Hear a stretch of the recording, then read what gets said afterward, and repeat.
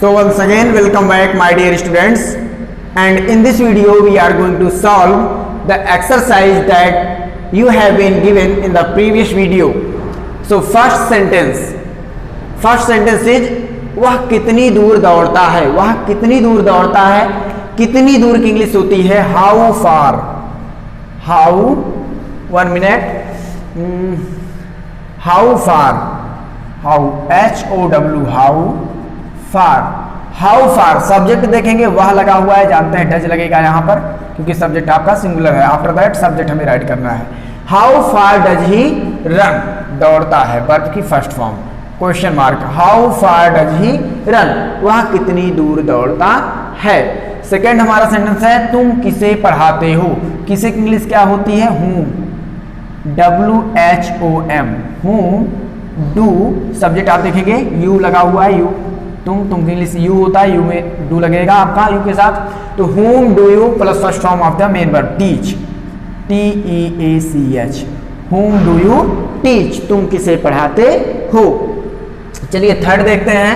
राम कितनी बार एक ही पुस्तक पढ़ता है। कितनी बार, हाउ मेनी टाइम्स आप राइट कर सकते हो, हाउ ऑफन भी राइट कर सकते हो। चलो हम राइट करते हैं how many times, how many times, how many times does, does लगे जाएगा because our subject Ram is a singular noun. तो how many times does Ram read the same book, the same book. How many times does Ram read the same book, कितनी बार राम कितनी बार एक ही पुस्तक पढ़ता है। Let's move to fourth sentence is वह मेरी बात को अनसुना क्यों कर देता है। ये देखेंगे second type interrogative, interrogative word बीच में आया, सबसे पहले इसकी अंग्रेजी आप लिखेंगे वाई, वाई, सब्जेक्ट देखेंगे वह लगा हुआ है तो लग जाएगा आपका डज। तो why does he plus subject, why does he, अनसुना कर देना turn, TURN, why does he turn a deaf year,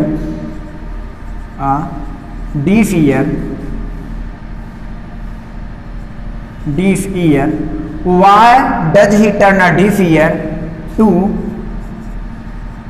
my words, to my words, turn a deaf ear to something माने किसी बात को अनसुना कर देना। तो why does he turn a deaf ear to my words, वह मेरी बात को अनसुना क्यों कर देता है। वे कौन सी पुस्तक पढ़ते हैं, कौन सी इंग्लिश क्या होती है which, WHICH, which plus noun भी आपको इसके साथ में राइट करना होता है। Which book does, subject sorry यहाँ पे देखिए वे आया था तो यहाँ पर आप मेरा जो मैंने डज राइट कर दिया ये आपका रॉन्ग हो जाता, तो इसलिए हम यहाँ पे क्या राइट करेंगे डू ओनली। तो which book do they read, which book do they read, question mark. तो इस तरह से हमने आज की एक्सरसाइज फिनिश की और इसके आगे हम लोग अब चल रहे हैं पढ़ेंगे प्रेजेंट कंटीन्यूअस टेंस। तो चलिए देखते हैं present continuous tense. Present continuous tense को प्रेजेंट इम्परफेक्ट टेंस और प्रेजेंट प्रोग्रेसिव टेंस के भी नाम से जाना जाता है। As I told you in the video of introduction of tense, introduction of tense की वीडियो मैंने आपको बताया था कि प्रेजेंट कंटीन्यूअस टेंस को प्रेजेंट इम्परफेक्ट टेंस या फिर प्रेजेंट प्रोग्रेसिव टेंस के नाम से भी जाना जाता है। तो इसकी रिकॉग्निशन की बात करें, पहचान के बारे में बात करें, this tense shows an ongoing action in present and the Hindi sentence of this tense it's with the words रहा है, रही है, रहे हैं, खड़ा है, बैठा है, पढ़ा है, etc। ये जो है प्रेजेंट टेंस में किसी कार्य के जारी रहने को शो करता है। एन ऑन गोइंग एक्शन माने एक जारी निरंतर चलने वाले कार्य को शो करता है। For example I am teaching you, मैं आपको पढ़ा रहा हूं, मतलब पढ़ाने का कार्य at the time of speaking जारी है।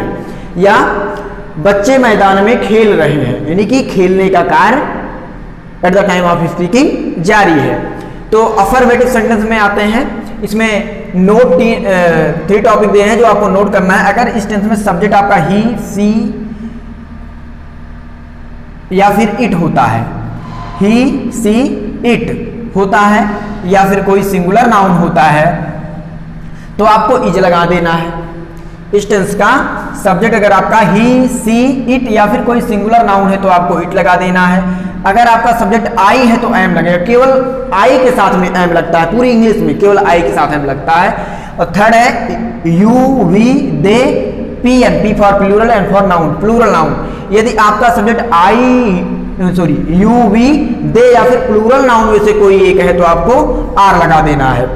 और इन सभी के बाद में जो आपकी मेन वर्ब आएगी उसकी फोर्थ फॉर्म हमको प्रयोग करनी। फोर्थ फॉर्म मतलब कि जो base form of the main verb होती है, जो first form of the main verb होती है, उसमें जब आप आई एन जी लगा देते हो तो मेन वर्ब की फोर्थ फॉर्म बन जाती है। यानी कि जिस वर्ब की फर्स्ट फॉर्म में आई एन जी लगा हुआ होता है तो उसी आई एन जी फॉर्म को हम मेन वर्ब की फोर्थ फॉर्म कहते हैं। अगर हम अब चलें इसका स्ट्रक्चर देख लेते हैं। एक स्ट्रक्चर में अगर इसी बात को हम कहें, अगर हम एक ही स्ट्रक्चर में इस बात को कहना चाहें तो देखिए कैसे कहेंगे। स्ट्रक्चर देख लेते हैं। Structure first of all subject plus is, am, are plus fourth form of the main verb plus object, ये आपका स्ट्रक्चर बन जाता है। यानी कि सबसे पहले सब्जेक्ट रखना है। सब्जेक्ट में अगर आपका ही, सी, इट या कोई सिंगुलर नाउन है तो आपको इज इस्तेमाल करना है। अगर आपका सब्जेक्ट आई है तो एम इस्तेमाल करना है। अगर यू, वी, दे या कोई प्लूरल नाउन है तो आपको आर इस्तेमाल करना है। फोर्थ फॉर्म सभी के साथ में लगनी है प्लस ऑब्जेक्ट आपका लिखा जाएगा। चलिए एग्जाम्पल हम लोग देख लेते हैं। पहला एग्जाम्पल, वर्षा हो रही है।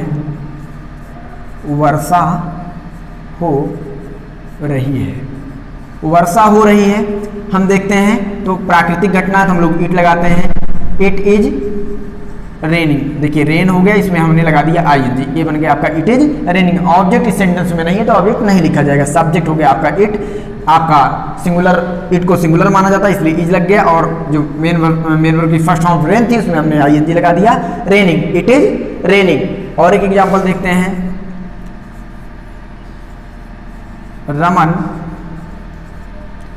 सड़क पर दौड़ रहा है। रमन सड़क पर दौड़ रहा है, आप ट्रांसलेट कर सकते हैं। रमन सिंगुलर है तो रमन सबसे पहले आप राइट करेंगे रमन, रमन। इसके अंदर आप देखो रमन सिंगुलर है तो आप लगाओगे इज, तो रमन इज रनिंग, RUN। अब देखिए अगर किसी वर्ब का भी वर्ब में ING, the rules of adding ING to the main verb, main verb में ING जोड़ने के भी नियम होते हैं जिसको मैं अगली वीडियो में आपसे डिस्कस करूंगा। अब यहाँ देखते हैं तो ये हो जाएगा रनिंग, डबल N हो जाएगा, फिर ING लग जाएगा। तो Raman is running, where is running, कहाँ दौड़ रहा है, on the road, on the road. Mohan is running on the road. चलिए और एग्जाम्पल देखते हैं नंबर 2। मैं बच्चों को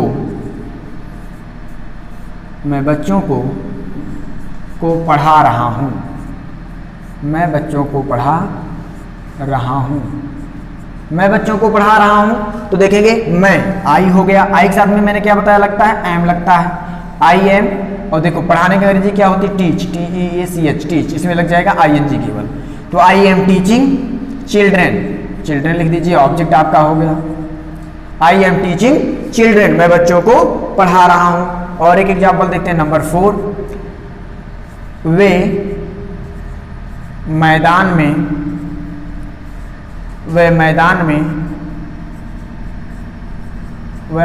में क्रिकेट खेल रहे हैं,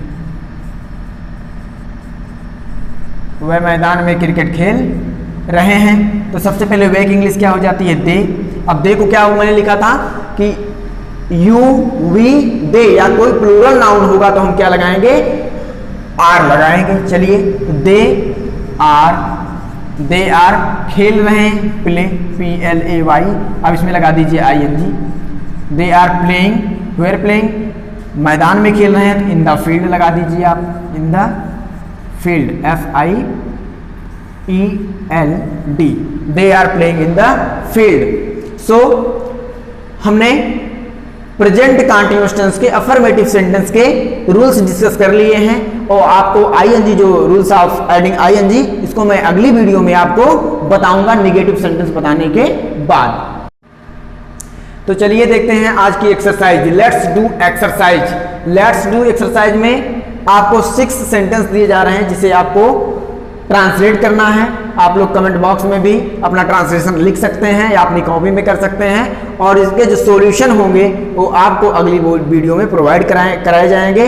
तब तक के लिए आप अपने घरों पर रहिए, पढ़ते रहिए, लिखते रहिए। धन्यवाद।